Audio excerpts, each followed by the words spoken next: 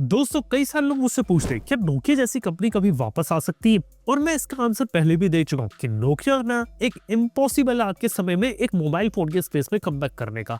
लेकिन सिर्फ मैं वीडियो क्यों बना रहा हूँ? देखो एक सिंपल सा आंसर है कि नोकिया की अगर मैं पूरी स्टोरी देखूँ ना तो हर बार उसने सारे इम्पॉसिबल काम किए और उसने एक इम्पॉसिबल कमबैक करके दिखाया।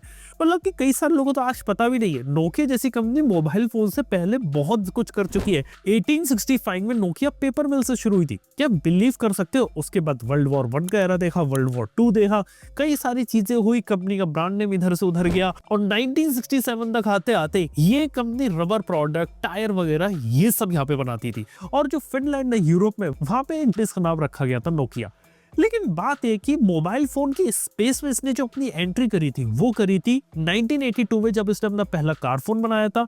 और 1992 में नोकिया 1011 नाम का पहला मास प्रोडक्शन वाला जीएसएम फोन बनाया था, जिसके बाद नोकिया कम्युनिकेशन मोबाइल फोन के बिजनेस में आती चली गई और धीरे धीरे कंपनी बहुत ही अच्छा परफॉर्म करती चली गई। इसके साथ ही आपको एक बात बता सकता हूँ, लेट 90s और अर्ली 2000 के जमाने में जो नोकिया थी वो ग्लोबली पूरे मोबाइल फोन के ऊपर राज करती थी। वो भी इसलिए क्योंकि नोकिया के जो फोन्स थे वो लिटरली मार्केट में बहुत ज्यादा पॉपुलर थे और उनके कुछ फंडामेंटल रीजन थे। सबसे पहला, ड्यूरेबल थे, कॉस्ट इफेक्टिव थे, प्रोडक्ट के अंदर कुछ ना कुछ यूनिकनेस देखने को मिलती थी और एक बहुत ही बड़ी वैरायटी थी प्रोडक्ट की। लोगों को चूज करने का मौका देते थे कि आपको कौन सा प्रोडक्ट चूज करना है, आपको फ्लिप फोन चाहिए, स्लाइडर चाहिए, कैसा चाहिए हमें बताओ, हम वैसा फोन आपको डिलीवर करके देंगे। और उस जमाने में इतने सारे फोन लॉन्च करके भी ऐसा नहीं लगता था कि दो मोबाइल फोन बिल्कुल ही एक जैसे हैं, बहुत अलग अलग टाइप के फोन बनाते थे। और यही नोकिया की सक्सेस का एक रीजन बना और इसीलिए वर्ल्ड लीडर था नोकिया। इवन उस जमाने में मोटरोला, सैमसंग जैसी कंपनी भी एग्जिस्ट करती थी, लेकिन वो कंपनी से भी ज्यादा पॉपुलैरिटी नोकिया ने यहाँ पर ले ली थी। और नोकिया अपने मोबाइल फोन के बिजनेस में बहुत अच्छा कर रहा था, इवन 3G फोन्स भी निकाल रहा था। लेकिन जब एप्पल का आईफोन आता और एंड्रॉइड आता और टच स्क्रीन फोन्स का जमाना आता है तो नोकिया को भी समझ में आता है कि सारी चीजें अब खुद करेगी और सिम्बियन ओएस के अंदर वो अपने मोबाइल फोन्स को उतारते हैं। हालांकि शुरुआत के दिनों में नोकिया के सिम्बियन फोन्स को काफी ज्यादा सक्सेस मिली थी और टच स्क्रीन के अंदर वो धीरे धीरे पॉपुलर भी हुए थे। लेकिन फिर उन्हें समझ में आया कि सिम्बियन रेस पीछे जा रहा है और उन्हें ऐसा लगा कि जैसे पीसी इंडस्ट्री के अंदर विंडोज एक बड़ा ओएस बना, इसलिए उन्होंने 2011 में माइक्रोसॉफ्ट के साथ पार्टनरशिप करी, नोकिया लूमिया की सीरीज उतारी और उसके अंदर विंडोज फोन ओएस के साथ अपने मोबाइल फोन्स को उतारा। लेकिन आप लोगों को पूरी कहानी यहाँ तक पता है कि विंडोज फोन के बाद भी जो कहानी थी वो नोकिया की आगे ज्यादा नहीं बढ़ी और नोकिया इतना बड़ा कमबैक यहाँ पे नहीं कर पाई। इवन मोबाइल फोन के अंदर स्मार्टफोन वाले स्पेस में एंड्रॉइड के पीछे ना जाना नोकिया की सबसे बड़ी गलती थी, जिस वजह से नोकिया यहाँ पे पीछे छूटती चली गई। लेकिन क्या सच बात पता है कि नोकिया आज भी देखा जाए तो अपनी जो पूरी स्ट्रेटेजी रहती है वो हर बार बदलते रहते हैं और अपने आप को आज भी काफी ज्यादा रेलेवेंट रखा हुआ है। अगर हम लोग बात करें 2014 में नोकिया का जो पूरा ब्रांड नेम होता है, लाइसेंस होता है, वो उन्होंने माइक्रोसॉफ्ट को यहाँ पे बेच दिया, जिसके अंदर माइक्रोसॉफ्ट का यूज करके अपने अंदर मोबाइल निकाल सकता है। लेकिन माइक्रोसॉफ्ट ने माइक्रोसॉफ्ट मोबाइल नाम से कोशिश करी, लेकिन विंडोज का जो पूरा प्रोजेक्ट है उन्हें क्लोज करना पड़ा क्योंकि इतना ज्यादा सक्सेसफुल नहीं हो पाया और माइक्रोसॉफ्ट की एंट्री बहुत लेट हो गई थी। लेकिन वही बात करें नोकिया की, तो नोकिया कंपनी तब भी जिंदा थी, आज भी जिंदा है। क्योंकि नोकिया कंपनी का डायरेक्शन देखा जाए तो उसकी पूरी हिस्ट्री देखो, उसकी हिस्ट्री लिटरली 150 साल से ज्यादा पुरानी है और उसकी हिस्ट्री से हमें यही पता चलता है कि यहाँ पे हर बार एक चीज के ऊपर वो टिके नहीं रहे। अलग अलग मार्केट में डेवलपमेंट आ रहे थे तब भी वो कंपनी काम कर रही थी। और आज भी जब हम बात करते हैं आर्टिफिशियल इंटेलिजेंस की, XR की, AR की, फ्यूचरिस्टिक टेक्नोलॉजीज की, तब भी पता नोकिया कंपनी जिंदा है। क्योंकि नोकिया कंपनी आज के समय में नए ब्रांड, नए लोगों के साथ एक रिवैम्प तो ले ही चुकी है, लेकिन इसके साथ ही नोकिया कंपनी आज के समय में 4G की इक्विपमेंट, 5G की इक्विपमेंट बनाती है।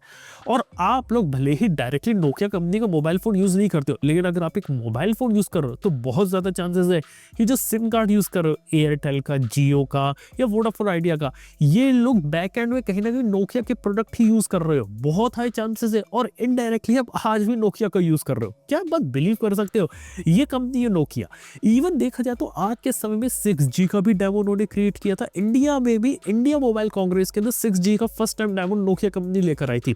यहाँ तक कि स्पेस के अंदर जो टेलीकम्युनिकेशन किस तरीके से नेटवर्क प्रोवाइड किया जाए, वहां पे कम्युनिकेशन कैसे किया जाए, उन्होंने वहां पे काम किया।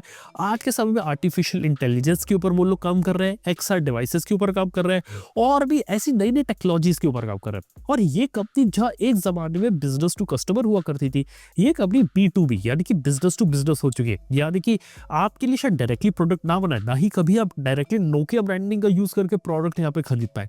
लेकिन नोकिया कंपनी बहुत ही अच्छे तरीके से एग्जिस्ट करती है और ये बात नोकिया की देखने में बहुत अच्छा लगता है, क्योंकि हर बार हम लोग ये समझते हैं ना कि कोई कंपनी मार्केट में उसका प्रोडक्ट पॉपुलर नहीं है तो बिल्कुल ही यूजलेस हो गई। ऐसा बिल्कुल भी नहीं होता यार। सच बात बताओ, बिजनेस में क्या चलता है, जो भी क्रेजी और फैंसी स्टार्टअप होते हैं ना, उसका नाम सब लोगों को पता होता है, लेकिन लिटरली उनका जो कंट्रीब्यूशन होता है ना वो बहुत ही छोटा होता है। लेकिन जितनी भी बोरिंग कंपनी होती है जिसका आपने सिर्फ ज्यादा नाम भी नहीं सुना होगा और बहुत ही बोरिंग काम कर रही है, उसका कंट्रीब्यूशन बहुत ज्यादा होता है। लिटरली स्टार्टअप बिजनेस के फील्ड में यही होता है और यही काम यहाँ पे नोकिया कर रही है। भले ही नोकिया को हम मोबाइल फोन के स्पेस से ही कनेक्ट करते हैं, लेकिन वो कंपनी जहां पर खड़ी बहुत सही काम कर रही है। इवन चलो नोकिया के मोबाइल फोन्स की बात की कहानी भी बता देता हूँ। एचएमडी ग्लोबल ने 2016 में इसका ब्रांड नेम लाइसेंस लिया था और 10 साल की लाइसेंसिंग डील थी और 2026 में इसका लाइसेंस एक्सपायर हो जाएगा। हो सकता है कोई दूसरी कंपनी नोकिया कंपनी का लाइसेंस लेके अपने मोबाइल फोन उतारे, लेकिन सच बात है कि नोकिया कंपनी खुद भी नहीं चाहती मोबाइल फोन के स्पेस के अंदर वापस आना।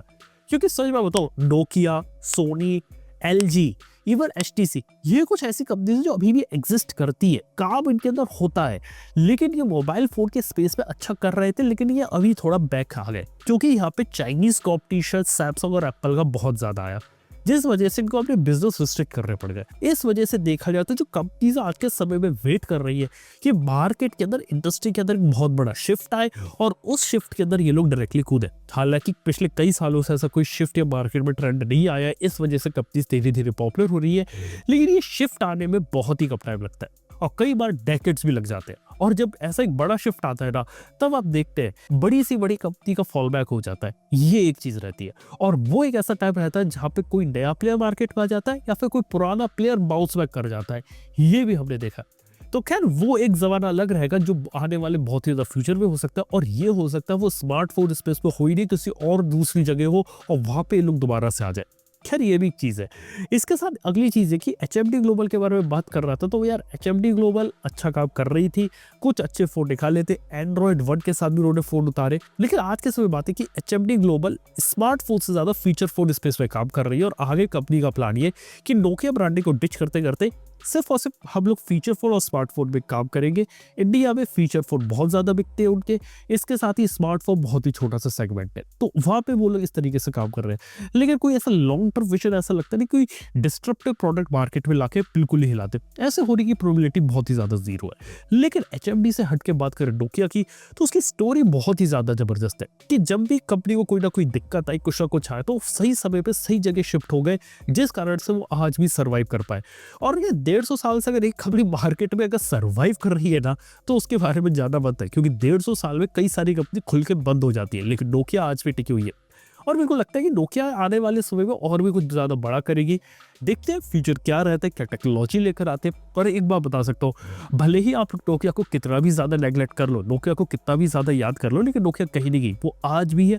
आज भी आपके मोबाइल फोन के अंदर कहीं ना कहीं छुप के बैठी है, और कहीं ना कहीं आज भी अगर आप एक कॉल यूज कर रहे हो, इंटरनेट यूज कर रहे हो, तो कहीं ना कहीं नोकिया की बदौलत यूज कर रहे हो। ये बात यहाँ पे ध्यान रखना। तो खैर ये कहानी थी नोकिया की। आप लोगों का इस बारे में क्या ओपिनियन है, नीचे कमेंट में बता सकते हैं। थैंक यू बने रहने के लिए। मैं आपसे मिलता हूँ अपने अगले वीडियो के अंदर। Good bye.